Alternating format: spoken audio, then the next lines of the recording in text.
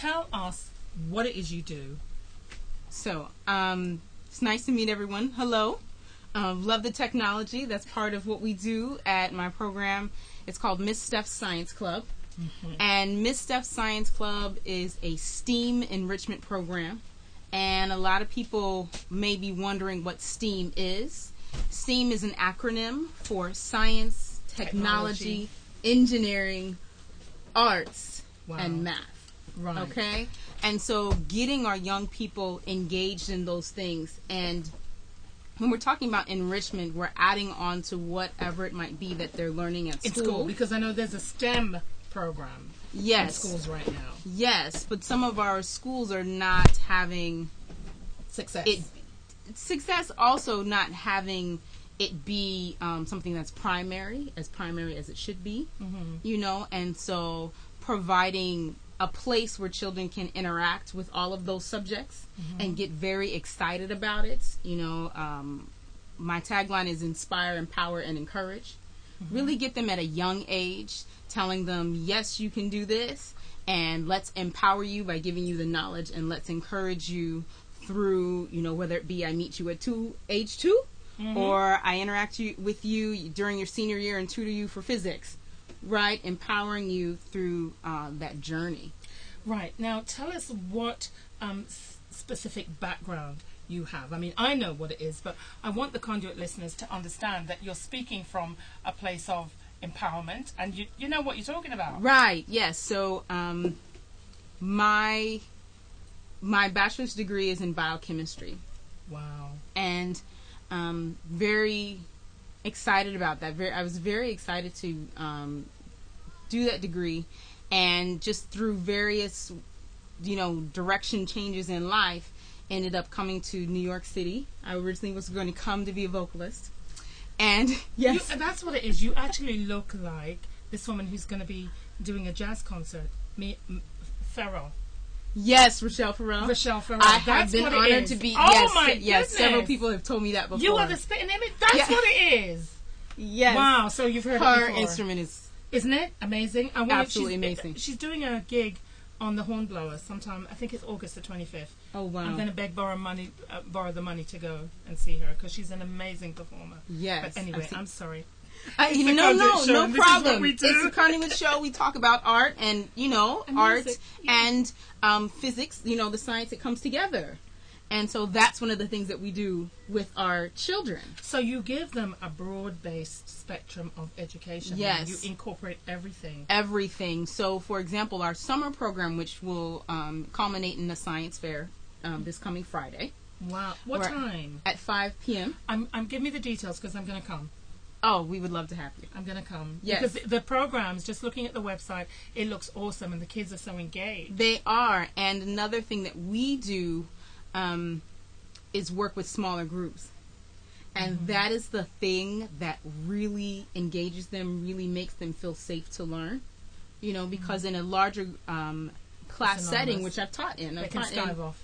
They can, and depending on whatever educational differences, whatever struggles they might have, some of our children have some special needs or some learning differences, and to be able to accommodate in, say, a 25 member classroom is very complex. It's very different.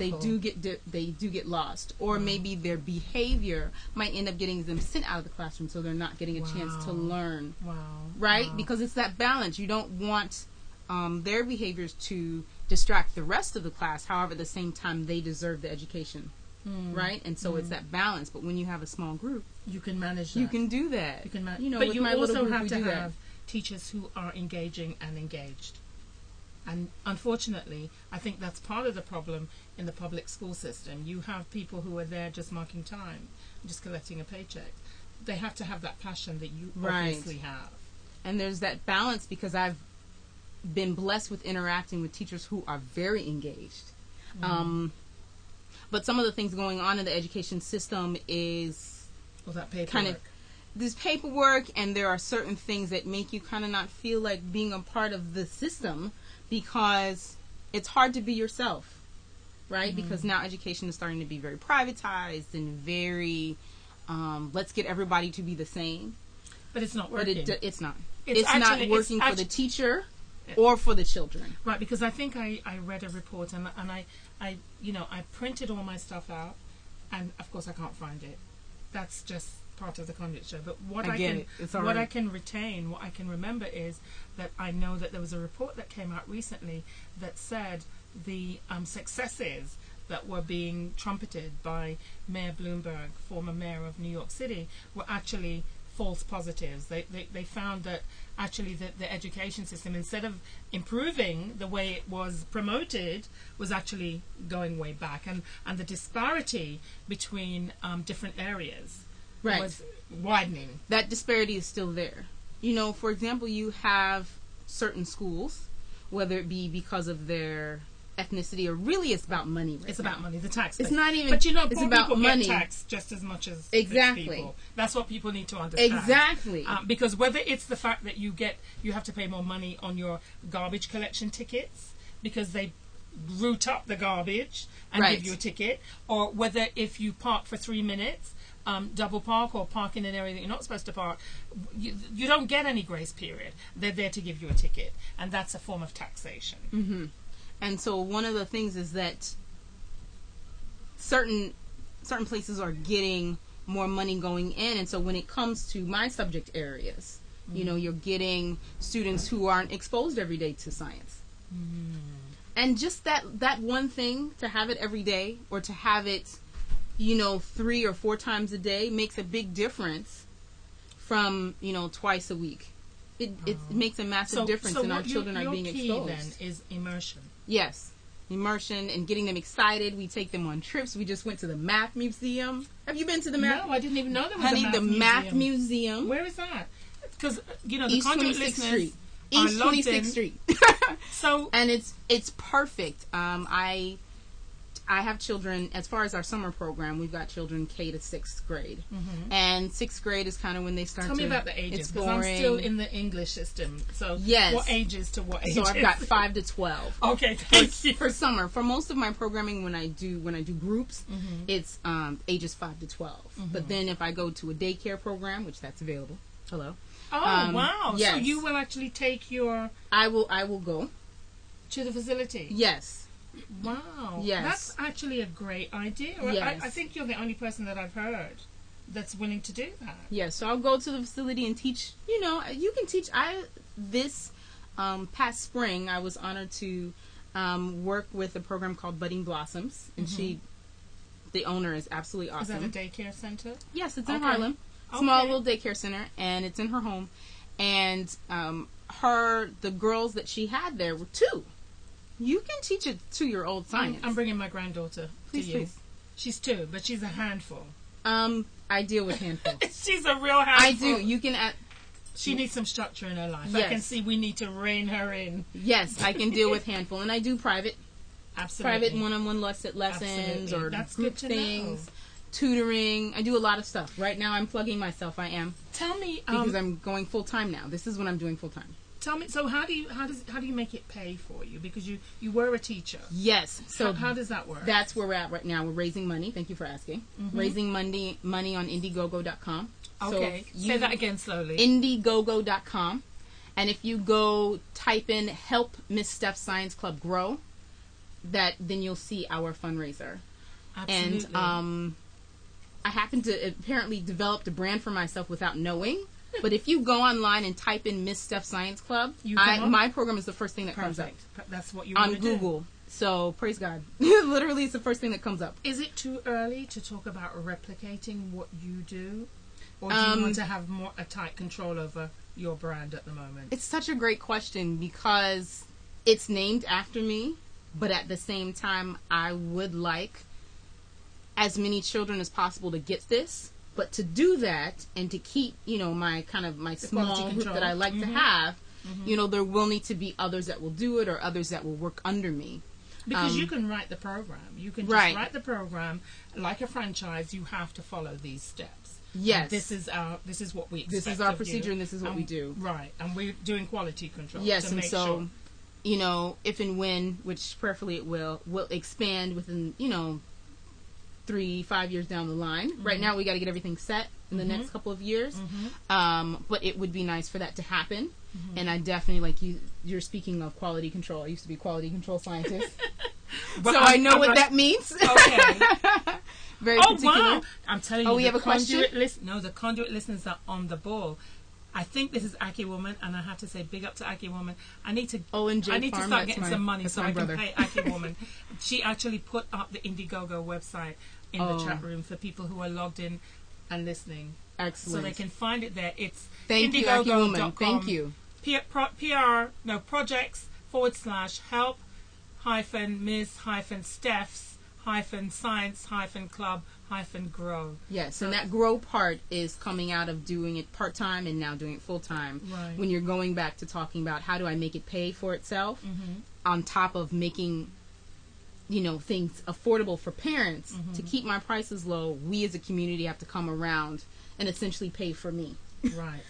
So that I can go out and, work at daycares and have the daycare center pay me, a reasonable fee, but not something that's going to take that daycare center out of business. Right. To do that, we have to come around as a community. You talk about in kind, or you actually looking for sponsors, basically? Yes. Right now, it's in kind. But one of the things that my board of advisors is helping me with is transitioning this program right now that I'm going full time and that it's my focus full time, this program into something that is a not for profit, so that donations can come in and folks can get a tax deductible donation. Have you considered maybe going the route of a chartered school?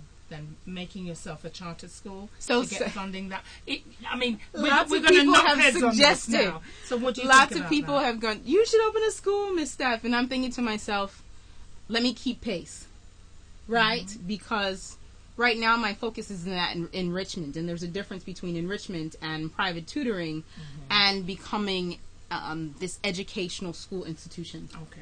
And making sure that things are done properly. Because when you're running a school, I've had different experiences, but when you're running a school, you have to really know what you're doing. And running a school is very different from an enrichment program. And my expertise is in enrichment program. I ran an after school and a summer day camp for a nonprofit organization in Harlem for 6 years before I did this.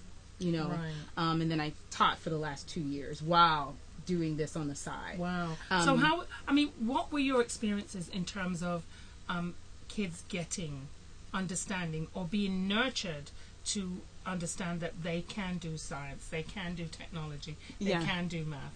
Because, our community, our children in our community, for whatever reason, they're told that they can't. And they take that onto themselves. They do. Exposure. And exposure at a young age. My 2-year-olds that I worked with, the budding blossoms, they're I'm always going to go back to them. Absolutely awesome students. Some of them are already able to write. And they connect my interaction with them in encouraging them. They are scientists, so I call them scientists. Wow. I call them scientists, and we do different science experiments. And they even, they're old enough to draw a picture. And we do a worksheet. So when you start young, and you also, that's why I say inspire, empower, encourage. Constantly, the parents that bring their children to my program, we work together and we say, okay, so you are a child, you can do this. It is your choice whether or not you eventually do this, but I'm going to give you the tools to do it. Start. And so the children, they can learn. They're a sponge.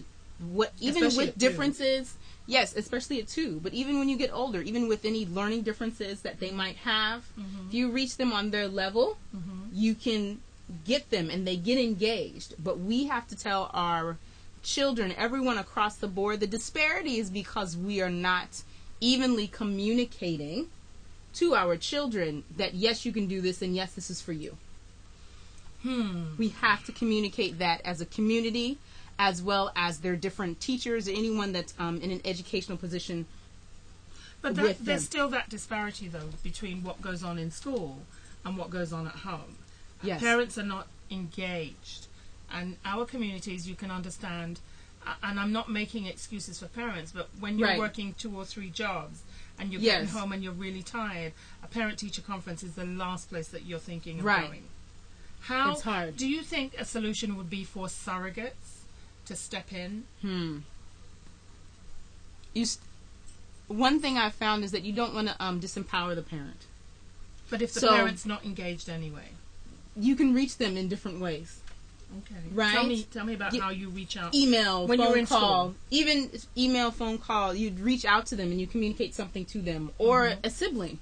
Maybe you can get a hold of a sibling, because you still want to empower the family, because things are happening in our community where our families are being broken because they're not being supported, and we sometimes they are approached in a way like they don't know how to take care of their children. Right. It's my job as the educator to help support Empower you to the do what you're too. doing.